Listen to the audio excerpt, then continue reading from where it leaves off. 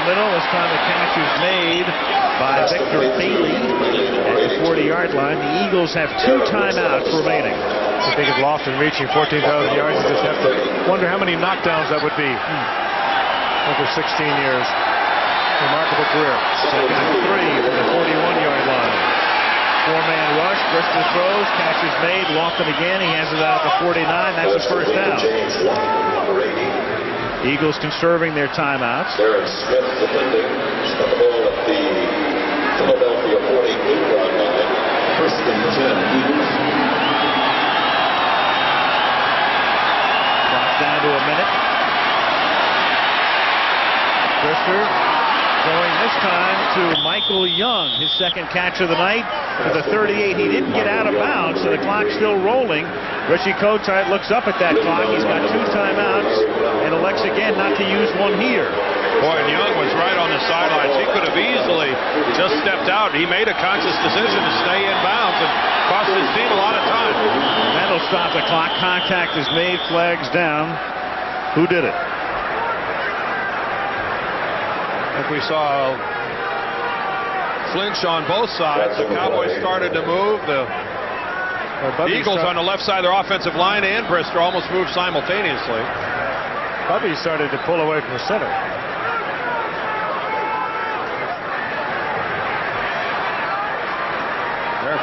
This one is complex. This one is complex. This is tough to call. Prior to the snap, we got a false start on number 78 offense. We're going to warn the defense. 5-yard penalty. First down. Yeah, the warning is you can't flinch defensively. You can't come across the line of scrimmage if your intent is to draw the offensive team into some sort of a false start. They actually flagged Anton Davis, the right tackle, for the Eagles. Of course, that warning I don't think is taken all that seriously by the defensive team. There's Davis, first rounder back in '91, who has really blossomed into a fine offensive tackle. All 325 pounds of Anton.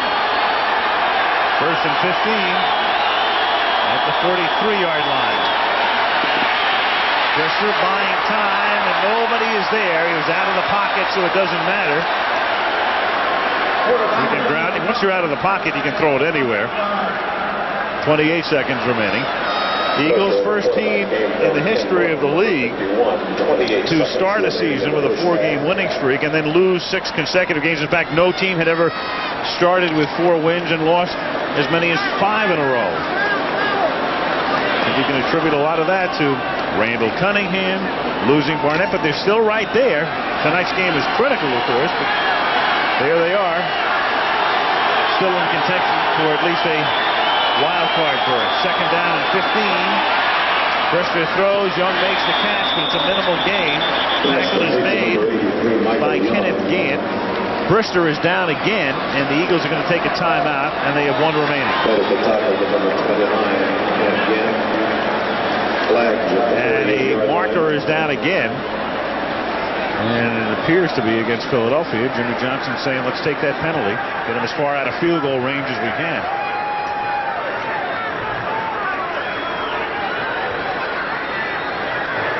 Illegal hands on the offense. Hands to the face, number 78. 10-yard penalty. Repeat second down. Davis again. Anton, once again. We talked about the few sacks that Philadelphia has been able to get in the course of the year. Let's take a look at Anton Davis again. Bottom of your screen. Hands to the face. Pretty obvious there. Right in the chops. Going up against Tony Tolbert. But the Cowboys themselves only have 21 sacks coming into the night. They're getting a lot of pressure, but they're not getting the sacks that they had a year ago. Charles Haley, as we told you earlier, their key pass rusher is gone, perhaps even for the season, with a back injury, so they have been struggling themselves to get sacks. Second and 25. Brister throws, and the catch is made, but inbounds again. This time it's Young, and the Eagles are going to have to use their last time out here. At the 39-yard line, it's going to be 3rd down, and they're going to have to complete a pass, get out of bounds, and hope to set up a field goal attempt.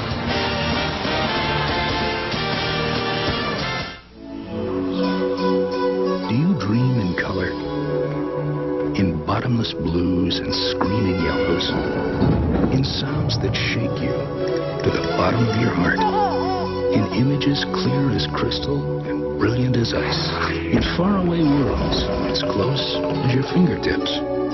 These are what dreams and Sony Trinitron televisions are made of. Make one come true for you. It's your life. Isn't it worth a Sony?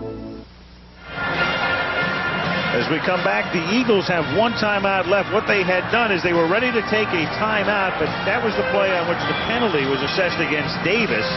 The penalty took precedence over the timeout call. They didn't have to call a timeout, so they were able to conserve that as you look at Randall Cunningham, and they do have one remaining with a 3rd and 12 upcoming at the 39-yard line. Third down, 11, ball at the 39-yard line. Double territory. Matt Barr is their field goal kicker. And they'd like to pick up at least 12 to 15 yards here to feel relatively comfortable. Brister throws over the middle and almost intercepted by James Washington. Oh, and he might have been gone. He's making the run anyway. Washington runs all the way down to the 25-yard line. And it's good for a laugh, Charles, when you're up 16-0, but this could have been 23-0. Washington looking right in the eyes of Brister all the way, just laying in that zone defense. Look at Leon. Leon Lett almost slaps him going, what are you doing making a mistake like that? So it's 4th and 12, 8 seconds left. Too far for a Barr field goal. They either have to go for a touchdown or they still have to convert a first down and then call a quick timeout. And over the middle, the catch is made by Williams. Now they've got to call a timeout, and they are not able to call it as the clock ticks down to 3 zeros. But let's see. They may give this back to him. Let's see. Let's see.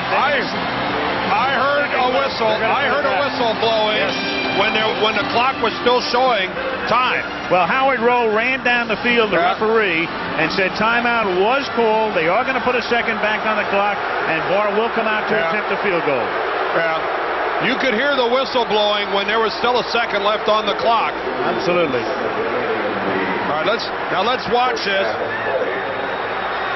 Can we hear the audio? Well, you still have to call the timeout here. Still got to call the timeout, but that's taking place back upfield. Right. Don't pay any attention to this official right here.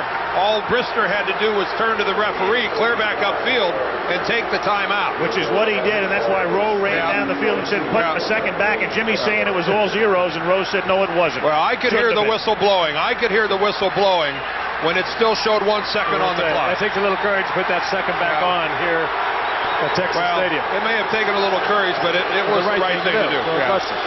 Here's Barr now. This is a 35-yard field goal attempt. Jeff Beagles will do the holding. Williams could have saved everybody a lot of trouble by just dropping to the ground.